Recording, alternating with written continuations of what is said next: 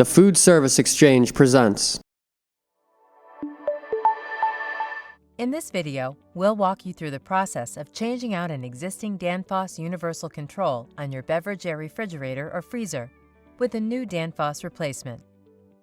It's a simple fix, requiring only a screwdriver or power drill and a wire stripper and crimper tool. Before you begin, be sure to verify that you have the correct replacement kit for your equipment type. Start by disconnecting the power to the unit. Next, you'll need to access the existing control.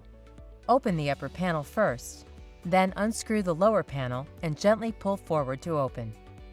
Before removing the control, take note of the wiring placement. If you're replacing a refrigerator control, the wires will be replaced in the same location. There are two wiring changes to note on the freezer control. The defrost wire will move from terminal 4 to terminal 6, and the light wire will move from terminal 6 to terminal 4. You're now ready to remove the existing Danfoss control.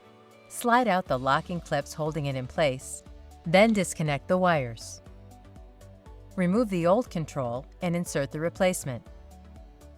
Reattach the locking clips to secure the control. Then reattach the wires, making sure to follow the wiring diagrams provided.